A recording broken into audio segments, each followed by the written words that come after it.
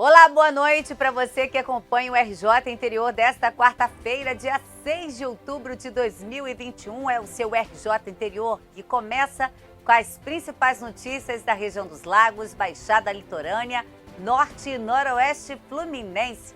Então vamos ver os destaques de hoje. Polícia Civil de Casimiro de Abreu investiga furto de bagagens no interior de um ônibus. Trata-se de um furto e, pelas investigações preliminares realizadas, foi apurado que 3 pessoas chegaram de carro em 5 minutos antes da chegada do ônibus na rodoviária. Passageiros acreditam que a quadrilha esteja atuando nos terminais rodoviários da região. Já em Conceição de Macabu, 2 são presos após degolar um taxista de Macaé. Bandido é preso após cometer assalto em Rio das Ostras. Ele puxa a bolsa da vítima. Ela cai da bicicleta e teve traumatismo craniano. Ele foi preso no Espírito Santo. Desperdício de iluminação pública durante o dia levanta questionamento por parte da população, já que a área nobre tem e outras ficam na escuridão. À noite é escuro. À noite, algumas partes daqui ficam escuras. Ainda em Macaé, motoristas e pedestres reclamam de acessos interditados em alguns bairros devido à constante obra por parte da BRK Ambiental. A passeia vai esgotando, que a gasolina tá cara, muito cara, então a gente roda e a gente fala assim, meu Deus do céu, vale às vezes pagar um estacionamento de tanto que a gente está rodando e a gasolina tá R$7 o litro, né? Então é difícil. E o RJ Interior recebe aqui no estúdio o oncologista Sávio Rocha para falar sobre tratamento de câncer de mama, tema discutido do mês. Essas e outras notícias agora no RJ. 2 homens foram presos no início da noite de ontem, suspeitos de ter matado o taxista na BR-101 em Quissamã. Segundo a Polícia Civil de Conceição de Macabu, os 2 suspeitos confessaram a morte do taxista Jorge da Silva, de 61 anos, encontrado morto às margens da BR-101. O corpo foi localizado ontem por funcionários da concessionária que administra a rodovia. Após cometer o crime, a dupla suspeita de ter cometido o crime se escondeu pela mata e permaneceu escondida o dia todo. Os apontados pelo crime têm idade de 18 e 38 anos, mas resolveram sair do local com a chegada da noite, quando foram localizados por policiais militares após buscas na região do posto Andorinha, próximo à cidade de Conceição de Macabu. Os supostos criminosos embarcaram na rodoviária de Macaé com destino a Campos, onde pegariam um ônibus para a Bahia. No caminho, eles anunciaram assalto, mas a vítima teria reagido. Foi nesse momento que os criminosos deram golpes de faca contra o taxista e levaram 2 celulares, além de R$54 em dinheiro. A dupla vai responder por crime de latrocínio. Agora eu peço sua atenção para um crime que ocorreu em um ônibus da linha intermunicipal que fazia o trajeto Macaé-Rio de Janeiro. Olha só, um homem teve a mochila furtada e o suspeito teria entrado no coletivo sem ser impedido. Furtada a mochila e depois saído do veículo sem o menor problema. Isso aconteceu na rodoviária de Casimiro de Abreu. Veja só. Segunda-feira, 5h26 da manhã. As câmeras de segurança da rodoviária de Casimiro de Abreu registram a chegada desse veículo. Do carro descem 3 homens e todos eles sem bagagens. Eles seguem em direção à rodoviária. Neste outro vídeo é possível perceber que os 3 param na lanchonete e transitam livremente. Um deles, o de camisa vermelha, segue em direção às paradas de ônibus. No estabelecimento, os outros homens fazem um lanche, observam a movimentação no local. Minutos depois, às 5h31, o homem de vermelho volta com uma mochila nas costas. Segundo a Polícia Civil, ele teria entrado no ônibus e furtado o material. No mesmo dia, um dos passageiros do ônibus registrou um boletim de ocorrência relatando o furto. Trata-se de um furto e, pelas investigações preliminares realizadas, foi apurado que 3 pessoas chegaram de carro em 5 minutos antes da chegada do ônibus na rodoviária e essas 3 pessoas ficaram conversando e assim que o ônibus chegou, houve a sinalização e uma delas foi e entrou dentro do ônibus e subtraiu a mochila de um passageiro. O que chama atenção é que o suspeito teve acesso ao ônibus sem restrição. Ele não possuía o bilhete para o embarque e não foi impedido por profissional da empresa responsável pelo transporte de entrar no coletivo. A Polícia Civil suspeita que a quadrilha atua nas rodoviárias de Campos, Macaé e Casimiro de Abreu. Estamos investigando se foi um fato isolado em Casimiro de Abreu ou se há uma quadrilha que fica seguindo os ônibus e em todas as paradas comete esse tipo de delito. Isso está sendo apurado junto ao inquérito policial que foi instaurado. Já temos bastante dados sobre esses 3 furtadores e certamente chegaremos à autoria. Nós entramos em contato com a assessoria de comunicação da empresa 1001 para saber se a vítima será ressarcida pelo prejuízo, mas não tivemos resposta. Nós questionamos também sobre a falta de segurança, já que o acesso é livre no interior, mesmo sem um bilhete. Mas também não tivemos resposta. Uma ação conjunta de policiais civis de Rio das Ostras e policiais civis de Guarapari, no Espírito Santo, prenderam na madrugada de hoje o foragido da Justiça por tentativa de homicídio e roubo. Ele foi identificado como Emerson Silva. Ele é suspeito do furto seguido de tentativa de homicídio contra uma senhora identificada apenas como Rosemeia. Ela estava andando de bicicleta na rua Piauí, no bairro Extensão do Bosque, em Rio das Ostras, quando foi surpreendida por Emerson, que passou com uma moto e puxou a bolsa da vítima com a velocidade e força. Devido à queda, ela teve traumatismo craniano e ainda se recupera da agressão. Ele foi preso no Espírito Santo e aguarda transferência. Olha, um homem suspeito de envolvimento com o tráfico de drogas foi assassinado no fim da tarde de ontem em Cabo Frio, na região dos Lagos. De acordo com a Polícia Civil, o crime aconteceu na Rua da Assembleia, no bairro Jardim Esperança. Ainda de acordo com a polícia, 2 homens em um carro cercaram a vítima e depois de uma troca de agressões, o homem caiu no chão e os suspeitos dispararam 6 tiros contra ele. Também, segundo a polícia, existiu um mandado de prisão contra a vítima e algumas passagens pela polícia. A perícia foi chamada e a polícia militar esteve no local. A ocorrência foi registrada na delegacia de Cabo Frio. O corpo da vítima foi levado para o Instituto Médico Legal de Cabo Frio. A Polícia Militar faz apreensão de drogas em Itaperuna. Depois de receber denúncias anônimas do tráfico de drogas, a polícia foi até a localidade do Beco do 13, no bairro do Castelo, onde foi encontrado embaixo de uma caixa d'água 589 pinos de cocaína, 192 papelotes de crack, 365 tabletes de maconha, R$ 2.130 em dinheiro. Ninguém foi preso. O caso foi registrado na delegacia de Itaperuna. Imagina você, morador de Macaé, que não possui iluminação pública na sua rua. Mas, num bairro nobre, as lâmpadas ficam acesas durante o dia e quem paga é você, consumidor. Acompanhe só na reportagem. Que a gente sabe que a maresia causa corrosão e prejuízos, isso todos sabem. Mas em se tratando de postes de iluminação à beira-mar, eles deveriam passar por uma manutenção constantemente. Cuidado que não vem sendo feito pela Prefeitura de Macaé há anos. Basta olhar o estado precário de todos eles na Praia Campista, bairro nobre da cidade. Uns enferrujados, bem corroídos pela ação do tempo, sem suporte de luz, sem lâmpadas, vidros quase caindo e, para surpresa de nossa equipe, em plena luz do dia, inúmeras lâmpadas acesas. E quem paga por isso? O consumo de energia não está tão barato assim, devido aos constantes aumentos.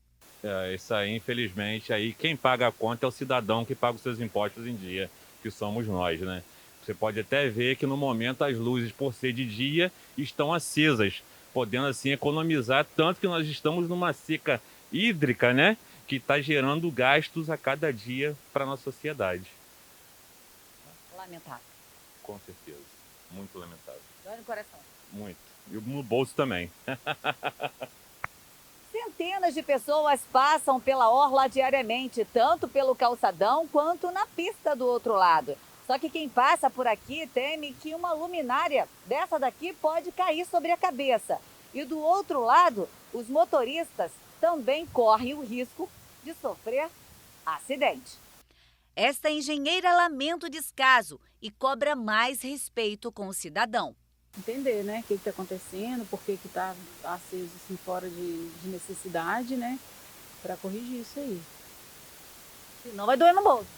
Vai. Alguém vai ter que pagar. Sim, o bolso e na natureza, né, nos recursos naturais que são necessários para gerar isso aí, gerar energia. Já esta moradora relata que à noite é o contrário.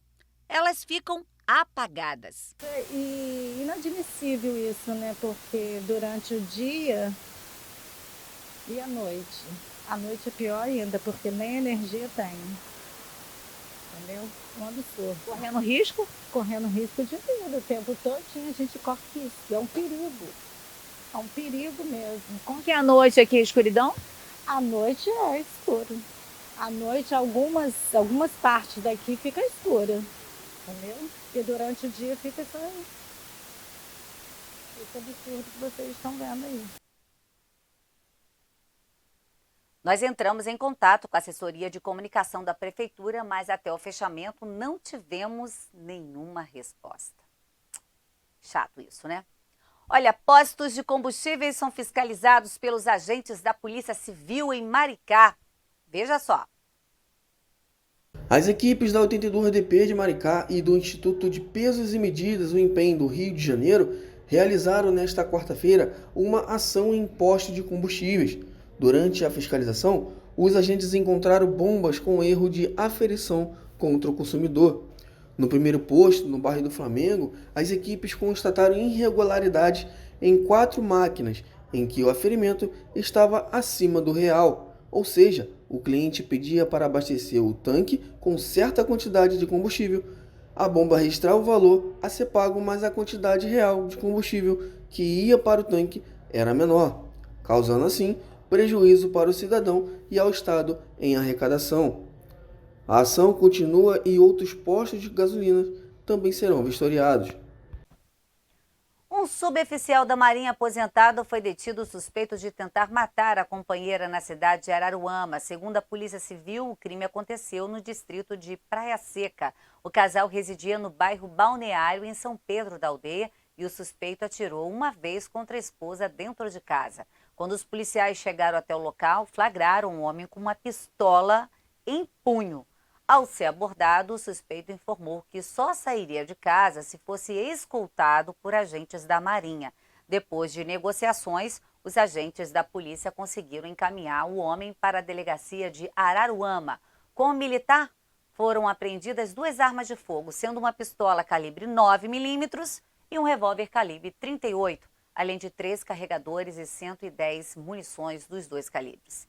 Ele será encaminhado ao 1º Distrito Naval da capital, onde permanecerá preso. A mulher foi levada ao Hospital Geral da cidade. Olha, 3 candidatos a prefeito vão disputar as eleições suplementares em Carapebus. Na chapa da situação da família dos ex-prefeitos Eduardo Cordeiro e Cristiano Cordeiro, vai concorrer o presidente da Câmara Municipal e atual prefeito interino de Carapebus, vereador Dandinho, o partido Avante. Outras 2 chapas terão Bernard Tavares, do Republicanos, e o outro candidato a prefeito, Eduardo Araújo, do PMB. No site do Tribunal Superior Eleitoral, as 3 chapas ainda aguardam o julgamento dos seus respectivos pedidos de registros das candidaturas, para que os candidatos a prefeito e a vice possam ter, de fato, seus nomes confirmados nas urnas no início de novembro. Olha, motoristas e pedestres reclamam de vários acessos impedidos nos bairros da cidade devido a várias obras da BRK ambiental que têm gerado transtorno. Veja só. Desculpe o transtorno. Frase muito conhecida, porém está por toda parte em Macaé. No bairro São Marcos, por exemplo, a BRK ambiental interditou algumas semanas uma das vias importantes, e os motoristas estão perdidos. É muito grande o transtorno, entendeu? Não tem nenhum aviso, não tem ninguém da Guarda Municipal para avisar lá na frente. Ninguém sabe ao certo o objetivo das obras pela cidade, já que a concessionária não comunica aos moradores o valor e nem quando vai terminar. Mas uma coisa é certa, a conta vai chegar no fim do mês para o consumidor. No bairro Sol e Mar, no horário de pico, os veículos passam em meia pista em direção ao centro. Mais um estresse antes de chegar no trabalho. Os casos que a gente tem um pouco, né, do cuidado que eles não têm, na proteção que a gente precisa, também no ir e vir, né? A gente acaba, como você falou, o transtorno de sair, de chegar, desistir. Meu colega até falou que muitos clientes estão desistindo de chegar aqui porque não conseguem acesso à loja deles, né? Aqui no bairro Embetiba, há obras para todos os lados. Nessa rua, nessa daqui, e os motoristas são obrigados a fazerem várias voltas para chegarem ao seu destino. E é aí que está. A paciência, às vezes, chega ao extremo. Juan, que é empresário, transita todos os dias pelo bairro e se testa. As pessoas até, da maioria das vezes, desistem de estacionar aqui na região durante esse período de tanta obra no mesmo lugar. E a paciência? A paciência vai esgotando, que a gasolina está cara, muito cara, então a gente roda e a gente fala assim, meu Deus do céu, vale às vezes pagar um estacionamento de tanto que a gente está rodando e a gasolina está R$7 o litro, né? Então é difícil. A paciência está curta. Ruas, calçadas transformam-se em verdadeiro canteiro de obras e o acesso de pedestres é visivelmente prejudicado. Aqui está uma vergonha já essa obra que eles vêm, cavam, depois volta, abre tudo de novo. Está uma vergonha essa BRK. Uma vergonha mesmo. Nós entramos em contato com a assessoria de comunicação da BRK Ambiental. Em nota, a assessoria informou que a empresa tem ampliado o sistema de coleta e tratamento de esgoto em Macaé e que a comunicação é realizada previamente à população. A empresa disse ainda que a programação é devidamente comunicada e autorizada pelos órgãos municipais, incluindo a Secretaria Municipal de Mobilidade Urbana, que eventualmente disponibiliza agentes de trânsito no apoio às atividades. A Prefeitura de São João da Barra ainda não definiu se o carnaval do ano que vem vai ser em fevereiro ou em outra data. A decisão vai depender da segurança sanitária para a realização do evento, levando em conta o cenário da pandemia da Covid-19 e o avanço da vacinação no município. Mas, independente da definição do calendário, os recursos para as escolas de samba estão garantidos. Com os recursos do município, das escolas já podem começar a se organizar para a elaboração dos enredos e o trabalho nos barracões. A reunião realizada na sede da Prefeitura atendeu a uma reivindicação das agremiações que também solicitaram reajuste nos valores. O Carnaval de São João da Barra, um dos mais tradicionais da região, é considerado o melhor carnaval de rua do interior do estado. Guardas civis de Araruama e São Pedro da Aldeia terão arma de fogo. Na semana passada, a Prefeitura de Araruama anunciou que 40 agentes da corporação começaram a participar de um treinamento para capacitá-los para o manuseio das armas letais. Chegou a hora, então, agora do seu problema é nosso.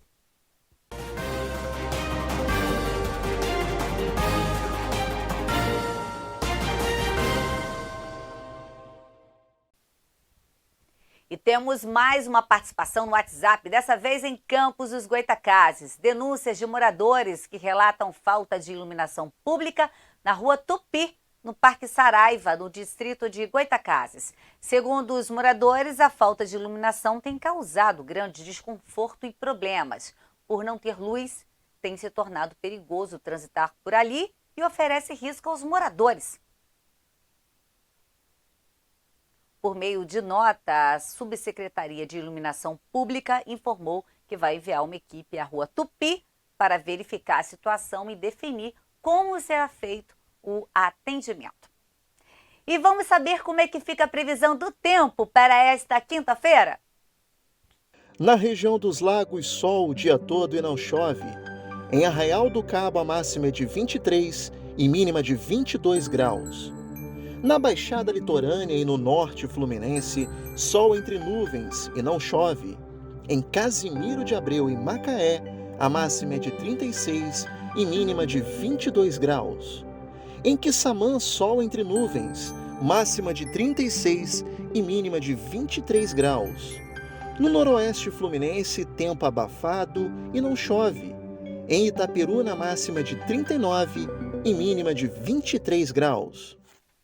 Nós estamos no mês de outubro, né? O período remete conscientização e prevenção de câncer de mama, que é considerado o segundo tipo de câncer que mais atinge as mulheres no país. Nós ouvimos depoimentos de mulheres que venceram e que ainda estão vencendo a doença.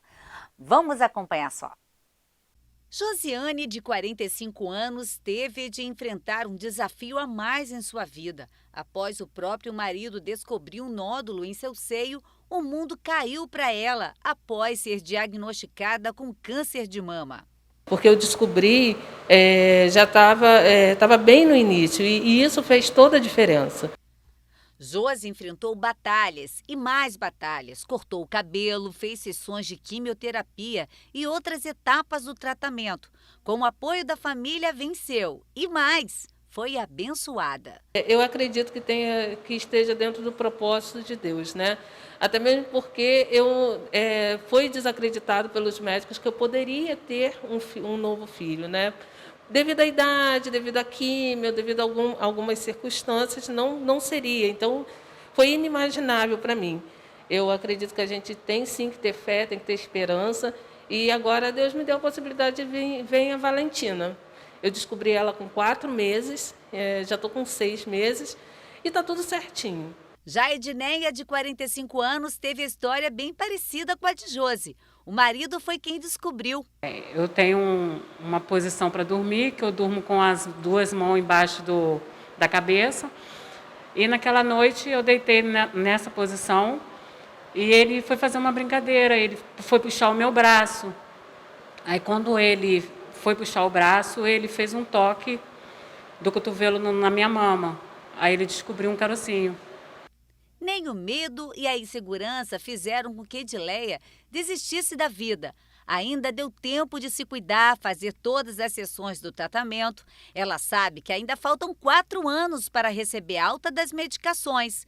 Com um sorriso no rosto, ela passa uma mensagem de otimismo para todas as mulheres. Não perca a esperança, não se entregue, não se deixe abater, porque a gente com câncer, a vida continua, porque o nosso amanhã não nos pertence, só pertence a Deus. Então, não fica triste, não deixe de fazer as coisas que vocês gostam de fazer, até mesmo porque está no momento de estar careca. Então, eu falo assim, tenha muita força, bastante vontade de viver e lutar. Até o dia 15 de outubro, quem passar pelo Shopping Plaza Macaé vai poder conhecer o trabalho da OncoRenascer, criada em 2016, que ajuda 90 pacientes com câncer de mama. Na praça de alimentação, também tem fotos de mulheres que venceram a doença. E falando ainda sobre o tema Outubro Rosa, nós convidamos o oncologista Sávio Rocha para falar sobre o tratamento. Doutor, muito obrigado pela sua participação aqui em nossos estúdios. Obrigado a vocês pelo convite. E eu já começo com essas 2 histórias maravilhosas que eu pude conhecer hoje pela manhã. E o interessante foram que os maridos que descobriram os nódulos nas mulheres. Isso é comum? Isso chama atenção pra gente, né, André? Da importância do conhecimento da própria mama, né? Esse é um papel tanto das mulheres quanto dos homens. Conhecer a sua mama durante todo o processo da sua vida e em todas as fases. No período da menstruação, no pré-gestação, pós-gestação, no momento da amamentação. É muito comum as mulheres perceberem algum nódulo na mama e assustar. E aí elas preferirem muitas vezes deixar de conhecer, né? O conhecimento da mama vai permitir que elas percebam de repente alguma alteração e que isso possa ser investigado e a gente descobrir, por exemplo, um câncer de mama numa fase mais precoce. Mas isso só acontece em 15% das alterações. Tem uma idade assim que as mulheres possam começar a fazer o exame ou não, ou desde jovem? A gente costuma recomendar, né, que desde a pré-adolescência as meninas sejam ensinadas pelas próprias mães da importância de tocar a sua mama e de conhecer elas em todas as fases. Para poder, quando chegar na fase adulta, não ficar muito assustada com essas alterações. Para a gente ter uma ideia, o câncer de mama, em média, é descoberto, né, no Brasil em torno de 53, 52 anos de idade. Mas só 40% dos casos, por exemplo, eles são descobertos antes dos 50 anos. Então, assim, as recomendações dos exames a partir dos 40 anos para todas as mulheres têm uma importância muito grande. Agora, o conhecimento, o autoexame, quanto mais cedo ele for praticado, melhor para as mulheres conhecer a sua própria mama. A gente fala muito em mulheres, né? Mas os homens também devem fazer. Com certeza. 1% dos cânceres de mama, eles são diagnosticados em homens. E geralmente porque a mama masculina é uma mama muito menor, né? A proximidade dos órgãos, da pele, do músculo, ela é muito grande. Então os homens têm tumores geralmente mais graves, mais agressivos, e eles só vão descobrir fazendo o autoexame e conhecendo a sua mama. E o câncer pode passar de geração para geração?